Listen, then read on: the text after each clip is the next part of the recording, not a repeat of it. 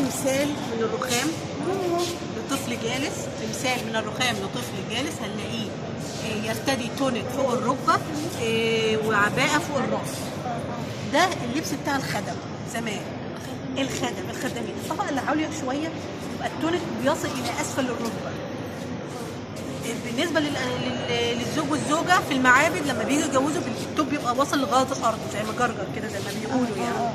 انما احنا عرفنا ان ازاي ده خادم ازاي، لان التونيك واصل فوق الركبه قصير. قصير تمام. انت المفروض ان هو ده خادم كان قاعد مستني السيد بتاعه، سيده كان في مثلا في حفله في مشوار في اي حاجه، هو قاعد ماسك مفروض مسرجه في ايده بينير الطريق لسيده. تمام فاهمين ازاي؟ يعني ماسك زي فانوس يعني ده كانت شغلته. كان زمان شعلات نار ماسكينها. ايه زمان شعلات نار ماسكينها فانوس. عارفه فانوس رمضان؟ شبه الفانوس كده، ماسك زي فانوس بينور الطريق لسيده. هو طبعا سيده اتاخر فهو قاعد فراح قاعد راحت عليه نوم نايم. فبس هنلاقي ملامح التهجم يا عيني والتعب على وشه. شايفين؟ اسمه خدام نايم. هو ملوش اسم.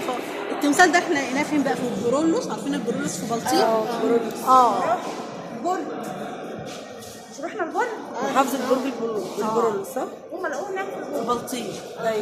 ده التمثال الوحيد اللي موجود اللي عثرنا عليه واحد زيه بالظبط في روما. في روما؟ يبقى احنا عندنا تمثال بس احنا وروما، مش هتلاقي تمثال زي ده متكرر تاني. تمام؟ في منه بقى في التراكوتا. ايه هو التراكوتا؟ اللي هو الطين المحمول. اليوناني استمرار عباده إيزيس وأوزوريس وحورس في العصر البطلمي اللي هو العصر اليوناني.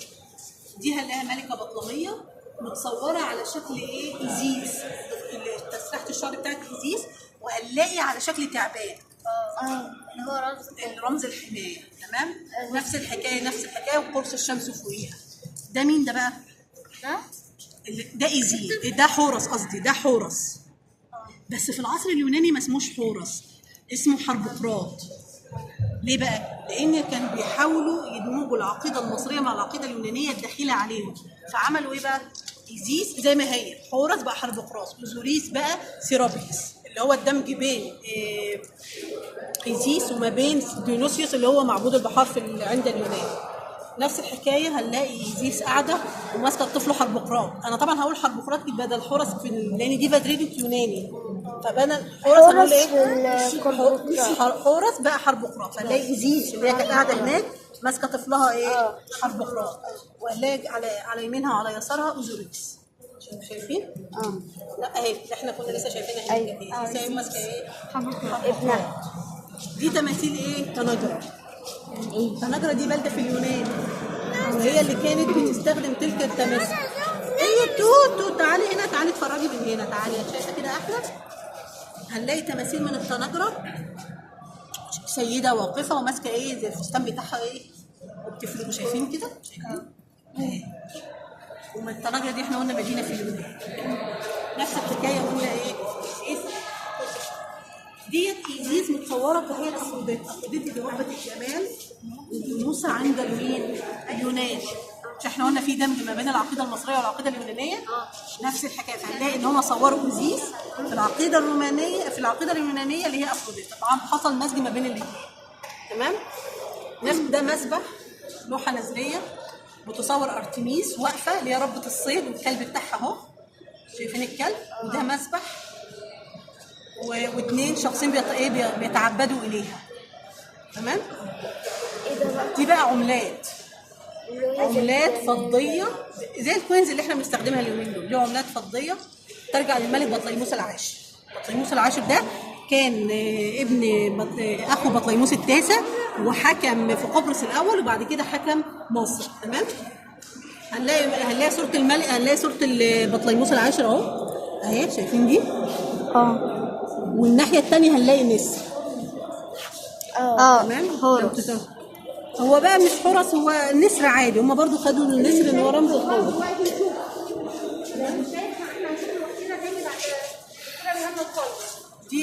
دي راس الملكه بطلميه، احتمال تكون الملكه برنيكي الثانيه زوجة الملك بطليموس الثالث. تمام؟ ولا تسريحه الشعر الملكي. دي تماثيل من التراكوتا. عارفين يعني ايه تراكوتا؟ احنا قلنا طين محروق. طين محروق. بس احنا بنقول عليه ايه؟ تراكوتا. تمام.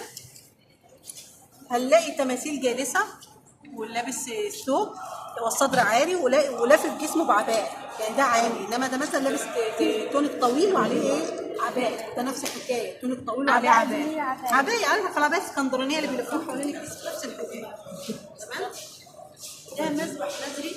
هنلاقي طبعا ده عصر روماني، بس هنلاقي التأثيرات المصرية اللي هو حربقراط حاطط ايده في بقه، هنلاقي التعبان، هنلاقي قرص الشمس وإبليس اللي هو الطائر اللي احنا شفناه في الباترينا اللي هناك.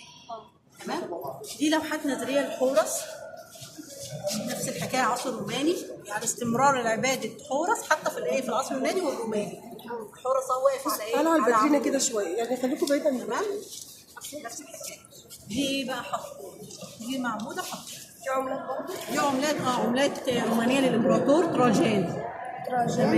طبعا ده كان امبراطور روماني، ومصر كانت في الوادي ده كانت ولايه تبع الامبراطوريه الرومانيه. فطبعا العملات دي هورد، يعني فلوس لقيناها فين؟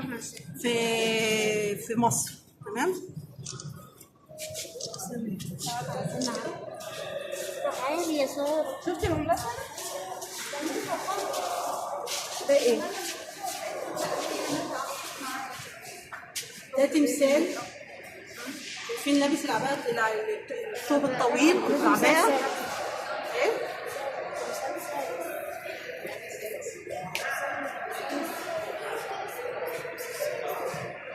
هو تمثال فيلسوف. ايوه.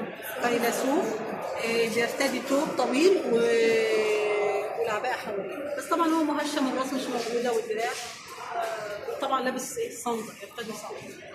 ده بقى ده باب ملكي برضه؟ اسلامي. ده اسلامي بقى. باب اسلامي؟ بيرجع للعصر العثماني. تمام. هنلاقي طبعا الزخارف النباتيه، زخارف هندسيه. هنلاقي برضو هنلاقي نقش هنا في البير اسمها مكتوب عليها نصر من الله وفتح يعني قريب. ده باب اسلامي للعصر العثماني؟ العصر العثماني. نصر من الله وفتح قريب وبشر المؤمنين، عمل الفقير ابراهيم. الجمله ديت مكتوبه هنا يا بنات. ايوه هي دي مكتوبه على هي دي. دي طبعا باترينا من العصر المسيحي. هنلاقي دي حنيه كانت موجوده في كنيسه، وهنلاقي علامه الصليب اهو والصدفه. تمام. هنلاقي ديت اواني. دي اواني عليها القديس مينا، ودي مسرجه اللي هي كانت الاضاءه اللي هناك في الاخر ديت. هنا دي الاضاءه لما بيحطوا فيها الزيت والتين بيولعوا بيها. طبعا زمان لا كان في كهرباء ولا كان في حاجه. ده كتاب سنكسار للصلوات بتاعت المسيحيين. تمام. واخواتنا المسيحيين. وده اسمه السنكسار. وده ايقونات بتصور ايه؟ قديسين. ده القديسين. ده هو ده القديس جورج. ده القديس جورج. ده؟ ده جورج. الحصان؟ وده مش كاتبين القديس مين. دول قديسين حتى بنلاقي الهاله. يعني دي ايقونه بتصور القديس اللي هو بيعرف بالقديس استيالانوس بحامي الاطفال، اللي هو القديس اللي بيحمي الاطفال. تمام. دي قطعه نسيج بتصور رحله العائله المقدسه الى مصر. تمام.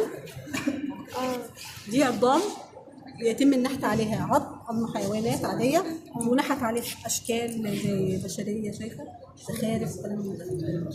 دي عملات عصر بيزنطي حوالي 63 عمله، وعثر عليها في منطقه غرب تيرا. تمام. ترجع للامبراطور جوليان الممتد لغايه عصر جوستنيان. تمام. عمله ذهبيه اسمها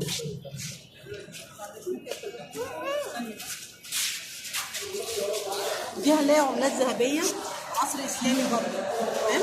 في عصر كل ده عصر اسلامي، عملات ذهبيه. تنانير. هنلاقي دي اواني برضه ايه؟ خزفيه. هنلاقي دي اواني خزفيه مختلفه. هنلاقي مثلا ايه عليها زخارف نباتيه، حيوانيه، هنلاقي بشريه. هم شايفين البشري؟ ده البشري. ده الحيواني. ده النباتي. ده النباتي. تمام. مختلف. ده نباتي برضه، دي زخارف نباتيه.